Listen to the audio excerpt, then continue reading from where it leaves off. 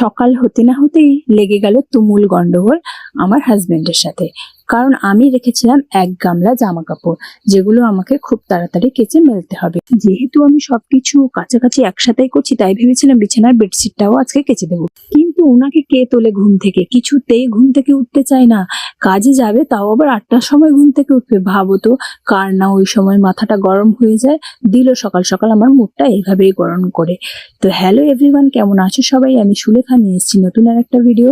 আমার ভিডিওতে সবাইকে স্বাগত জানাই। তবে হ্যাঁ, আমি কি থামবার পাত্রী নাকি? আমিও ছাড়ার পাত্রী না।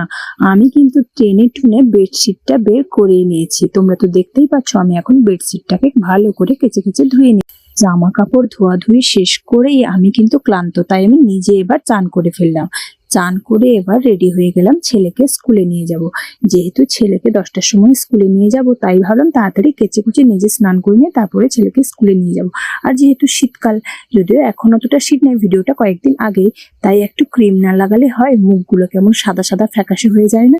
যাকে ওসব কথা। তোমরা কি জানো, আমার ছেলেকে স্কুলে রেডি করার জন্য আমাকে আমার ছেলের সাথে প্রায় যুদ্ধ করতে হয়। হ্যাঁ, একটা পুরো যুদ্ধ, প্রথম বিশ্বযুদ্ধ। হ্যাঁ, ওটাই হচ্ছে সকালের প্রথম বিশ্বযুদ্ধ আমার। তারপরে তো দ্বিতীয় বিশ্বযুদ্ধ, তৃতীয় বিশ্বযুদ্ধ, সবকিছুই রয়েছে।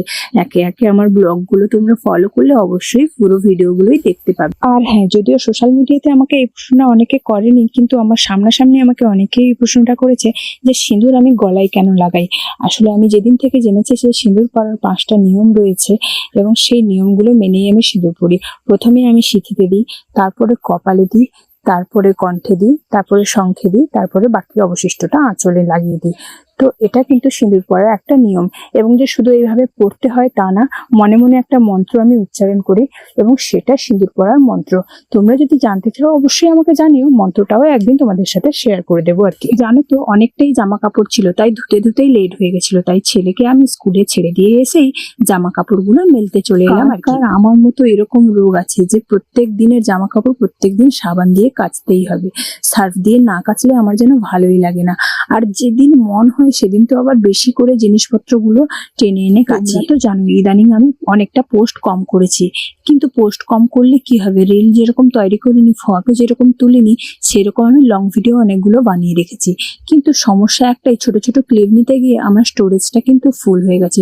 তোমরা যদি এই সমস্যার কোনো সমাধান জেনে থাকো, একটু আমাকে কমেন্ট করে জানিও, তাহলে আমি খুব উপকৃত হই আর কি। আসলে ফোনের স্টোরেজ যখন ফুল হয়ে যায় তখন অনেক রকমের সমস্যা হয়। ফোনটা হ্যাং করতে শুরু করে, বিভিন্ন রকমের সমস্যা আসে। তো আমি তো ডিলিট করেছি কিছু, তবুও দেখাচ্ছে 87%, যেটা 100% ফুল হয়ে গেছিল। সেখান থেকে আমি ডিলিট করেছি, আরো হয়তো ডিলিট করতে হবে। তবুও তোমরা যদি আরো কোনো রকমের কোনো টিপস জেনে থাকো, অবশ্যই আমাকে একটু জানিও। তো এই তোমাদের সাথে কথা বলতে বলতে আমার কিন্তু জামা কাপড় প্রায় মেলা শেষের পথে। আসলে আমি কোথাও গেলে একবার কোনো জামা কাপড় পরলে ওটা ধুয়ে দিলে আমার মনটা শান্তি হয়ে যায়। যাকে, এটা কিন্তু অনেক আগের ভিডিও। আর কাল কিন্তু হোলি। আমি ভিডিওটা প্রায় 15 দিন আগে শুট করেছিলাম, কিন্তু এতদিন তোমাদের সাথে এডিট করে শেয়ার করতে পারিনি। আর তার একটা বড় কারণ হচ্ছে আমার বাড়ির পুজো। পুজোটা যদি না থাকতো তাহলে হয়তো শেয়ার করে দিতে পারতাম কয়েকদিন আগে। আরও একটা বড় কারণ রয়েছে, সেটা হচ্ছে আমাদের গ্রামের পুজো। কারণ আমাদের গ্রামে যে পুজোটা হচ্ছিল, এত প্রচন্ড পরিমাণে জোরে মাইকের আওয়াজগুলো আমার ঘরের কাছে আসছিল যে আমি ভয়েস ওভার দিতেই পারতাম না। তাই কিন্তু তোমাদের সাথে এতদিন লং ভিডিও শেয়ার করে উঠতে পারিনি। ঠিক আমার মিষ্টি মিষ্টি ভিউয়ার্সদের কাছে আমি একটা প্রশ্ন রাখলাম।